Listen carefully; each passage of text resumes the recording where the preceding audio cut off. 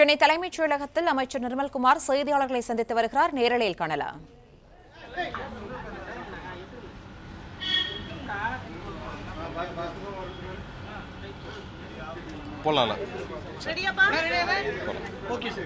சரி, அனைவருக்கும் வணக்கம்.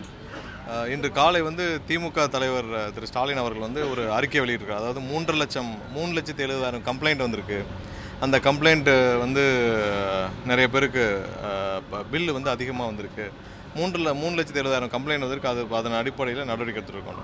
ஒரு தவறான வாட்ஸ்அப்பில் வந்த ஏதோ தகவலை நம்பி அவர் சொல்லியிருக்கிறாரு. ஸோ இது நிறைய பேர் ஒரு சில சமூக வலைதளங்களில் பில்லு ஹைக்கு நிறைய பேருக்கு அதிகமாக வந்திருக்குன்னு நிறைய இடத்துல வந்தது. அதன் அடிப்படையில் ரொட்டீன் செக்கப் தான் இப்போ நடந்துகிட்ருக்கு. இந்த வருஷமும் கடந்த வருஷம் இதே டைமில் எவ்வளோ தூரம் 2 மடங்கு 3 மடங்காக பில்கள் எவ்வளோ பேருக்கு வந்திருக்கு. ஏன்னா சம்மர் சீசனில் எல்லோரும் ஏசி யூஸ் பண்ணுவாங்க, அந்த மாதிரி இருக்கும். 2 மடங்கு 3 மடங்கு எவ்வளோ பில்லு வந்திருக்குன்னு சொல்லி ஒரு அசஸ்மெண்ட் பண்ணதில் கடந்த வருஷம் 11,50,000 பேருக்கு 3 மடங்குக்கு மேலே பில்லு வந்திருக்கு கடந்த வருடம். இந்த வருடம் 9,60,000 பேர்கிட்ட தான் அந்த மாதிரியான ஹைப் வந்திருக்கு. ஸோ ரேஷியோ பார்க்குற போன வருஷத்தை விட இந்த வருஷம் கம்மியாக தான், 2 லட்சம் பேருக்கு கம்மியாக தான் 2-3 மடங்கு மேலே வந்திருக்கு. அதுலேயும் ஒரு சில பேருக்கு ரொட்டீன் செக்கப், ஏன்னா அது அசஸ்மெண்ட் சரியாக இருக்கா என்னன்னு சொல்லுங்க, ரொட்டீன் செக்கப் தான் பண்ணிகிட்ருக்கு. இவ்வளோ கம்ப்ளைண்ட்லாம் எங்கேயும் வரல, ரொட்டீன் செக்கப் வந்துட்டுருக்கு. யாரெல்லாம் அதை ரைஸ் பண்ணியிருக்காங்களோ அதெல்லாம் பண்ணிகிட்ருக்கோம். அசஸ்மெண்ட்டு எல்லாம் ஏடி லெவலில் ஏஇ லெவலில் ஒரு ரொட்டீன் செக்கப் தான் பண்ணிகிட்ருக்கு. மக்களை குழப்புற விதமாக அந்த அறிக்கையை இன்றைக்கி காலையில் விட்டுருக்காரு. அதாவது அது வரைக்கும் யாரும் பணம் கட்டுறதுக்குலேருந்து விலக்கு வேணும் அப்படிலாம் கேட்டிருக்காரு. அந்த மாதிரி எந்த கம்ப்ளைண்ட் 3,70,000 கம்ப்ளைண்ட்லாம் வரல. இது இங்கே இருக்கிற இபிலேருந்து செய்யப்படுற ரொட்டீன் ஒரு செக்கப் தான். அந்த செக்கப்பில் நேற்று அவங்க செக்கப் பண்ணிகிட்ருக்காங்க, ஃபுல்லாக செக்கப் பண்ணிகிட்ருக்காங்க. எவ்வளோ தூரம் என்ன இருக்குது அப்படின்னு ரொட்டீனாக தான் நடந்துகிட்ருக்கு. எங்கெங்கெல்லாம் இது இருக்கோ அதெல்லாம் வேலிடேட் பண்ணுறது ரொட்டீன் செக்கப் தான். ஸோ மக்களை தேவையில்லாமல் திரு ஸ்டாலின் அவர்கள் யாரோ வாட்ஸ்அப்பில் கொடுக்குறத வச்சு தேவையில்லாமல் குழப்ப வேணான்றது தான் சொல்லி.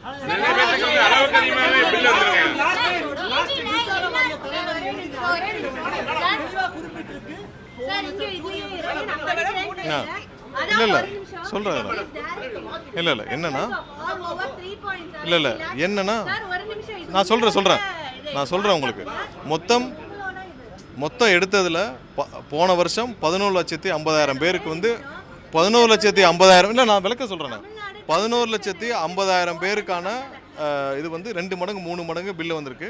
இந்த வருஷம் 9,60,000 பேருக்கு 2 மடங்கு 3 மடங்கு மேலே பில்லு வந்திருக்கு. ஸோ அதில் ஒரு சில பேர்களுக்கு எடுத்து நம்ம ரொட்டீன் செக்கப் தான் பண்ணிகிட்டு இருக்கோமா தவிர்த்து ரொட்டீன் செக்கப்புக்கான உள்ள அறிக்கை, அந்த ரொட்டீன் செக்கப்புக்கு பண்ண அறிக்கை தான். இதில் எந்த கம்ப்ளைண்ட்டும் வரல. 3,70,000 பேர் கம்ப்ளைண்ட்லாம் பண்ணலை. நம்ம இல்லை இல்லை நாங்கள் தான் சொல்கிறோமே. இல்லை நான் தான் அதுக்கு சொல்கிறேன் விளக்கம் என்னென்ன இருங்க. 3.7 lakhs மட்டும் இல்லை, நான் சொல்கிறேன் கேளுங்க. 3.7 lakhs 70 lakhs மட்டும் இல்லை, 9 lakhs இருங்க. அதான் சொல்கிறேன். 9 லட்சத்து இல்லை 9 லட்சத்து சொல்கிறேன் கேளுங்க. 9,50,000 பேருக்கு இது மாதிரியான 3 மடங்கு வந்திருக்கு. அது போன வருஷத்தை விட 2 லட்சம் கம்மி.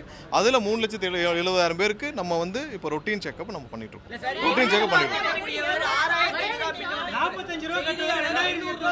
இல்லை ரொட்டீன் செக்கப் பண்ணிட்டு இருக்கோம். இப்போ இன்னொரு ஒரு வாரத்தில் இந்த ஹைப்பில் எல்லாத்துக்குமே ஒரு ரொட்டீன் செக்கப்ல எல்லாருக்கும் திரும்ப அசஸ்மெண்ட் பண்ணி நம்ம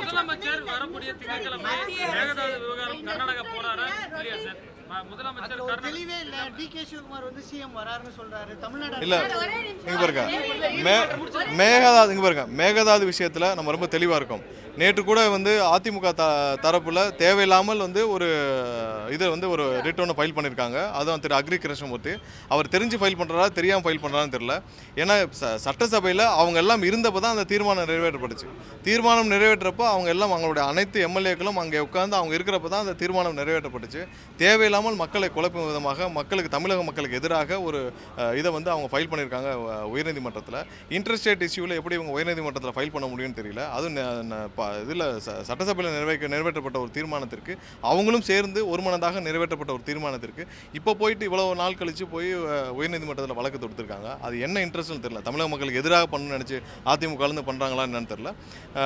இந்த விவகாரத்தில் கண்டிப்பாக முதல்வர் அனைத்து தரப்புகள் மக்களையும் ஆலோசிச்சுட்டு வராங்க. கண்டிப்பாக விரைவில் இதற்கான முடிவுகள் என்னென்ன, லீகல் ஸ்டாண்டில் என்ன பண்ண போகிறோம், மற்ற விஷயங்கள் என்ன பண்ண போகிறோம் தெரியும். இது 2 மாநில பிரச்சனைக்கு நம்ம வந்து உச்சநீதிமன்றம் மூலமாக தீர்வு. ஏற்கனவே நமக்கு வந்து ட்ரிபுனல் நமக்கு இருந்தது, அதில் பழைய தீர்ப்போடு அது வந்து ட்ரிபுனல் கான்ஸ்டியூஷன் இல்லை. திரும்ப ட்ரிபுனல் இருந்தால் ஒரு தீர்வு கிடைக்கும். நமக்கு உச்சநீதிமன்றத்தை அணுக முடியும். ஒன்றிய அரசு தான் இதுக்கு தீர்வு கொடுக்க முடியும். அது இல்லாமல் மற்றபடி நம்ம சுமூகமாக என்ன பண்ணலாம் சொல்லி அனைத்து தரப்பு விஷயத்தையும் முதல்வர் ஆலோசித்து வர்றார். என்ன முடிவுகள் எடுக்கப்படும் விரைவாக எடுக்கப்படும். இல்லை அது சம்பந்தமாக முதல்வர் வந்து இதற்கு முன்னால் என்னென்ன முயற்சிகள் எடுக்கப்பட்டது, என்னென்ன முயற்சிகளில் சுமூகமான உறவுகள் முடிவுகள் எடுக்கப்பட்டது, இது எல்லாத்தையும் ஆராய்ந்து விரைவாக முதல்வர் வந்து இதுக்கான என்ன முடிவுகளும் அறிவிப்பார்.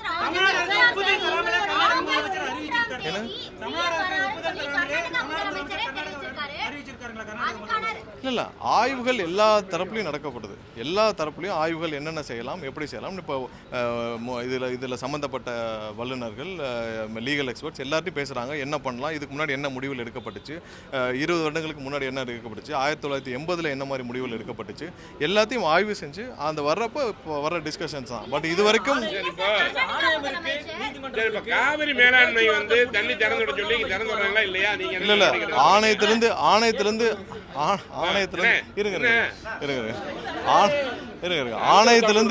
ஆணையத்திலிருந்து கொடுக்கப்படும் விஷயங்கள். இப்போ 3000 ஆணையத்திலிருந்து இவ்வளோ கண்ணாடிகள் நீங்கள் திறக்கணும்னு சொன்னாலே கர்நாடகா ஒத்துக்கொள்ள மாட்டேன்றாங்க. ஸோ அப்போ நம்ம அதுக்கு தகுந்த அடுத்த விஷயத்தை நம்ம பார்க்கணும். நம்ம திரும்ப வந்து உச்சநீதிமன்றத்தை நாட வேண்டும்.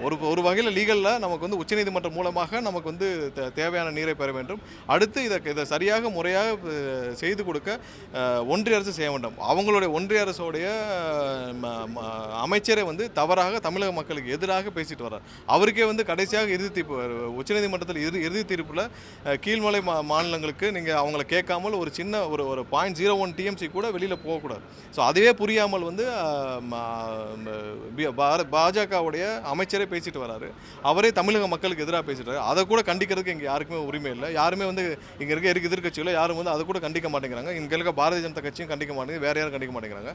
கண்டிப்பாக இது வந்து லீகலாக நம்ம வந்து உச்சநீதிமன்றத்தில் தேவையான அளவுக்கு நம்ம என்ன பண்ணணுமோ நம்ம செய்வோம். சீக்கிரம் முதல்வர் அலுவலகத்தில் பிளே ஸ்டோர் மற்றும் ஆப் ஸ்டோரில் இருந்து பாலிமர் செயலியை QR கோடு மூலம் பதிவிறக்கம் செய்யுங்கள். செய்திகளை உடனுக்குடன் பெறுங்கள்.